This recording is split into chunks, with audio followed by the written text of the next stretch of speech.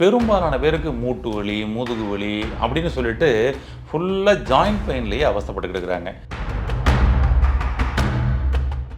உங்களுடைய மூட்டு வலி, முழங்கால் வலி, இந்த எலும்பு மண்டலம் சம்மந்தப்பட்ட பிரச்சனை வர்றதுக்கெல்லாம் சரியான காரணம் என்னன்னு சொல்லி என்னைக்காவது தேடி பார்த்துருக்கீங்க? நீங்கள் கொடுக்கக்கூடிய சாப்பாட்டிலேருந்து கால்சியம் உருவாக்கும் பார்த்தீங்களா, அது மட்டும்தான் உடம்புல தங்கும். நீங்கள் ஆர்டிஃபிஷியலாக கால்சியத்தை ஒரு டேப்லெட்டில் சாப்பிட்றலான்னு சொல்லி சாப்பிட்டீங்கன்னா உடம்பு ஏற்றுக்கிறாது, அதை வெளியேற்றக்கூடிய வேலையை பார்த்துரும். அப்போ அதிகமாக கால்சியம் டேப்லெட் எடுக்கக்கூடிய நபர்னால் உங்களுக்கு கால்சியம் ஸ்டோன் வந்துடும். உடம்புல வைட்டமின் டி சரியாக இருந்தால் மட்டும்தான் நீங்கள் கால்சியம் சத்துள்ள சாப்பாடு எடுத்துக்கிட்டிங்கன்னா அது உங்கள் உடம்புல தங்கும், உங்கள் போனுக்கு தங்கும். இந்தியா போன்ற வெப்பமான கண்ட்ரியில் வைட்டமின் டி பற்றாக்குறையே வரக்கூடாதுங்க நமக்கு. ஆனால் இப்போ சமீபமாக பார்த்தோம்னா வைட்டமின் டி பற்றாக்குறையில் தான் எல்லா பேரும் இருக்காங்க. கிட்டத்தட்ட ஒரு 80% மேலே வைட்டமின் டி பற்றாக்குறையில் தான் இருக்கிறாங்க. மெரிபா பன்னீர் soda, I trust Meriba. Reflect lifestyle channel viewers அனைவருக்கும் வணக்கம். இன்றைக்கி பெரும்பாலான பேருக்கு மூட்டு வலி, முதுகு வலி அப்படின்னு சொல்லிட்டு ஃபுல்லாக ஜாயிண்ட் பெயின்லேயே அவஸ்தைப்பட்டுக்கிட்டு இருக்கிறாங்க.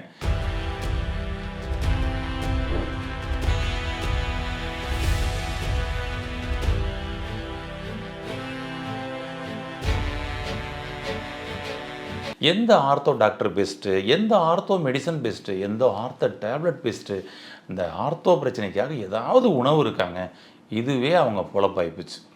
இதை தேடிக்கிட்டு இருக்கிறதுல தான் வாழ்நாள் ஃபுல்லாக போய்கிட்டு இருக்குன்னு சொல்லலாம்.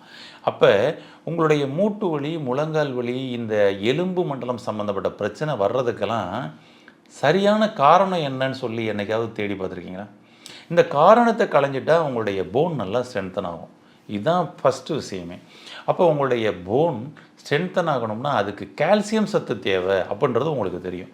இப்போ நீங்கள் போன மருத்துவர்கள் எல்லா பேருமே கால்சியம் சத்து உங்களுக்கு கொஞ்சம் கம்மியாக இருக்குது, கால்சியத்துக்காக இந்தாங்க டேப்லெட் தரேன், கொஞ்சம் ரெகுலராக எடுத்துக்கோங்க அப்படின்றத கொடுத்துருப்பாங்க. அல்லது கால்சியத்துக்கான ஃபுட் எடுத்துக்கோங்க, கால்சியத்துக்கு பால் ரொம்ப முக்கியங்க, டெய்லி நைட்டு தூங்க முன்னாடி 200 ml பால் சாப்பிட்டு தான் படுக்கணும், இப்படின்னெல்லாம் கண்டிஷன் கொடுத்துருப்பாங்க. ரெகுலராக ஃபாலோ பண்ணிக்கிட்டு இருக்கிறீங்களா? திரும்பவும் அப்போனா உங்களுக்கு கால்சியம் சத்து பற்றாக்குறை இல்லாமல் பூர்த்தி ஆயிருமா? யாருக்காவது பூர்த்தி ஆயிருக்கா? செக் பண்ணி பார்த்தீங்களா? கால்சியம் சத்துக்காக பால் எடுத்துக்கிட்டு இருக்கோன்னு வச்சுக்கோங்க. இதுக்கு முன்னாடி வரைக்கும் அப்படின்னா நம்ம பாலே குடிக்கலையா? அப்பையெல்லாம் சேராத கால்சியம் இப்போ தான் பால் சாப்பிட்டு நமக்கு சேருமா? கொஞ்சம் யோசிச்சு பார்க்கணும். அதான் ஒரு விஷயம். பால் இன்றைக்கி நம்மளுடைய எலும்பு மண்டலத்தில் போனை ஸ்ட்ரென்தன் பண்ணணும்னு நினைக்கிறோம், ஆனால் போனை பலவீனப்படுத்துவதற்கும் அது காரணமாக இருக்கிறது அப்படின்னு சொல்லலாம்.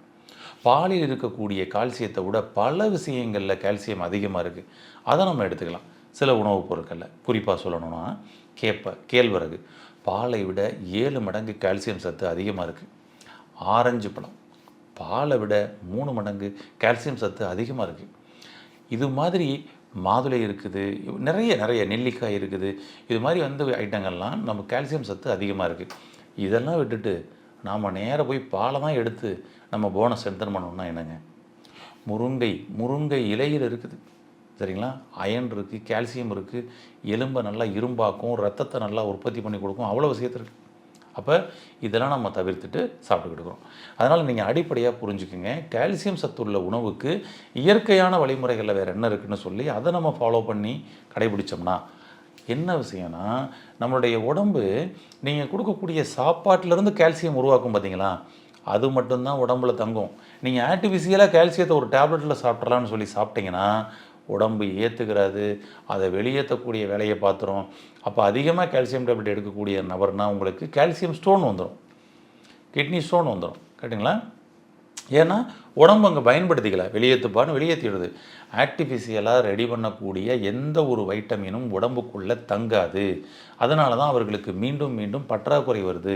சாப்பிடும் பொழுது சரியாக இருக்குது, ஆனால் கொஞ்சம் காலம் கழித்து திரும்பவும் குறையுது. உடனே என்ன சொன்னாங்க, எப்போவுமே உங்களுக்கு கால்சியம் கம்மியாக தான் இருக்கும், சரிங்களா? அதான் விஷயமே. ஆனால் எப்போவுமே உங்கள் கால்சியத்தை ஸ்ட்ரென்த்தனாக வச்சுக்க முடியும் இயற்கையான முறையில். நீங்கள் சாப்பிடக்கூடிய சாப்பாடு மூலமாக கால்சியம் சத்தை அதிகமாக்குங்க, அதுதான் உங்களுக்கு நிரந்தர தீர்வு. ஆனால் இன்னொரு விஷயம் உங்களுக்கு தெரியுமா? கால்சியம் சத்துக்கள் என்ன தான் நீங்கள் சாப்பாடு சாப்பிட்டாலும் இந்த கால்சியம் சத்து உங்கள் போனுக்குள்ளே கொண்டு போகணும், அங்கே நிலையாக நிற்கணும்னா அதுக்கு இன்னும் ஒரு மிக முக்கியமான நபர் தேவை. யார் அவருன்னா வைட்டமின் டி. உங்கள் உடம்புல வைட்டமின் டி சரியாக இருந்தால் மட்டும்தான் நீங்கள் கால்சியம் சத்துள்ள சாப்பாடு எடுத்துக்கிட்டிங்கன்னா அது உங்கள் உடம்புல தங்கும், உங்கள் போனுக்கு தங்கும், உங்கள் போன் ஸ்ட்ரென்தன் ஆகும். ஆனால் வைட்டமின் டி கம்மியாக வச்சுக்கிட்டு நீங்கள் என்ன கால்சியம் டேப்லெட்டு, என்ன கால்சியம் உணவுகள் எடுத்தாலும் உடம்பில் சேராது. இது மிக முக்கியமான விஷயம். கால்சியத்தை அப்சர்வ் பண்ணுறதுக்கு வைட்டமின் டி வேணும். இன்றைக்கி இந்தியா போன்ற வெப்பமான கண்ட்ரியில் வைட்டமின் டி பற்றாக்குறையே வரக்கூடாதுங்க நமக்கு. ஆனால் இப்போ சமீபமாக பார்த்தோம்னா வைட்டமின் டி பற்றாக்குறையில் தான் எல்லா பேரும் இருக்கிறாங்க. கிட்டத்தட்ட ஒரு 80% மேலே வைட்டமின் டி பற்றாக்குறையில் தாங்க இருக்கிறாங்க. உங்கள் உடம்பு வெயிட் அதிகமாக போட்டிருக்கா போய் முதல்ல செக் பண்ணி பாருங்கள். வைட்டமின் டி வந்து பார்த்திங்கன்னா கம்மியாக இருக்கும். வைட்டமின் டியை கூட்டினீங்கன்னா மட்டும்தான் உங்கள் வெயிட்டே குறையும். லைட்டாக இடிச்சுக்கிட்டாலே எனக்கு வந்து போன் உடஞ்சி போயிருதுங்க, ஃப்ராக்சர்னு சொல்லி சொல்கிறாங்க. முதல்ல போய் வைட்டமின் டியை போய் செக் பண்ணி பாருங்கள். அப்போ தான் நீங்கள் கால்சியம் சாப்பிட்டீங்கன்னா அதை உடம்புக்குள்ளே அப்சர்வ் பண்ணி கொண்டு போய் போனை கொடுக்கும். அடிக்கடி எலும்பு தேய்மானம்னு சொல்லி உங்களை சொல்கிறாங்களா? முதல்ல போய் வைட்டமின் டியை செக் பண்ணி பாருங்கள். இந்த வைட்டமின் டியை முதல்ல பேலன்ஸ் பண்ணுங்கள். இந்த வைட்டமின் டி எங்கெங்கே கிடைக்கும்?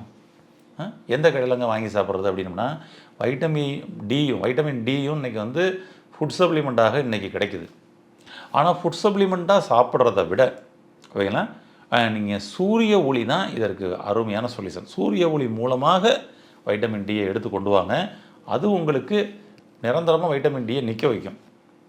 ஃபுட் சப்ளிமெண்ட்டில் எடுக்கிறது நிச்சயமாக பின்னாடி குறைய தான் செய்யும். திரும்பவும் நீங்கள் ஃபுட் சப்ளிமெண்ட் எடுக்க தான் செய்யணும். ஆனால் ரொம்ப உங்களுக்கு வைட்டமின் டி குறைஞ்சிருக்குன்னு வச்சுக்கோங்களேன், நார்மல் ஆவரேஜ் ஒரு 30க்கு மேலே இருக்கணுங்க.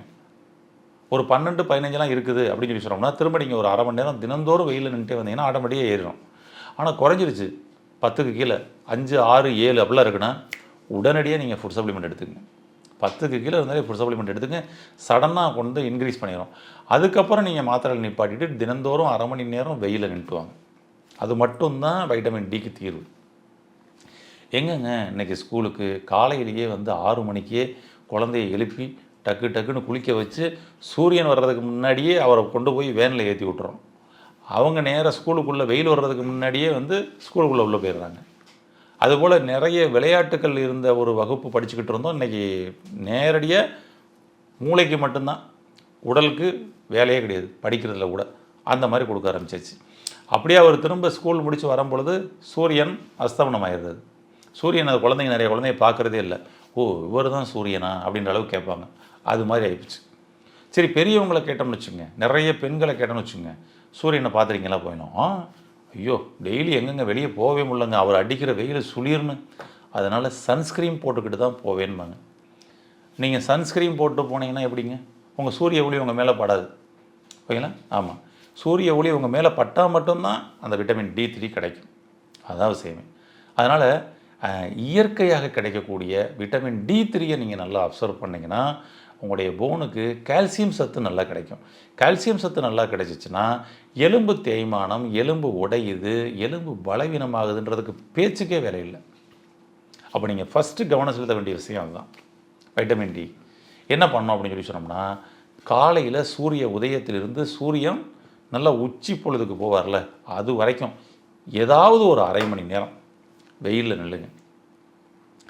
ஆஃபீஸ் போயிடுவேங்க அப்படின்னா காலையில் ஒரு 8 to 9 வச்சுக்கோங்க. இது ரொம்ப நல்ல அருமையான ஒரு நேரம், எல்லாருக்கும் வசதியான ஒரு நேரம். அப்போ வந்து பார்த்திங்கன்னா வந்துட்டு எவ்வளோக்கு எவ்வளோ பாடி டைரெக்டாக வந்து சன்னில் எக்ஸ்போஸ் பண்ணுறோமோ அவ்வளோக்கு எவ்வளோ அப்சர்வ் பண்ணலாம். அது மாதிரி ஒரு வேலையை வந்து பண்ணிட்டே வாங்க. ஒரு 1/2 மணி நேரம் சூப்பராக ஏறிடும். ஒரு 21 நாள்லையே சல்லுன்னு அப்படியே வந்து உங்களுக்கு வைட்டமின் டி வந்து ஏறிச்சுன்னா அதுக்கப்புறம் நீங்கள் கால்சியம் சத்துள்ள உணவு சாப்பிடுங்க, அருமையாக எடுத்துக்கணும். அதனால் தினம்தோறும் ஒரு 20 நிமிடத்திலிருந்து ஒரு 1/2 மணி நேரம் வெயிலில் நேரடியாக நின்றுட்டு வாங்க. வைட்டமின் டியை இன்க்ரீஸ் பண்ணுங்கள். மூட்டு வலி, முழங்கால் வலி பிரச்சனையிலிருந்து வெளியில் வாங்க. இதுதான் ஈஸியான சொல்யூஷன். ட்ரை பண்ணி பார்த்துட்டு அனுபவத்தை சொல்லுங்கள். வாழ்த்துக்கள். நன்றி.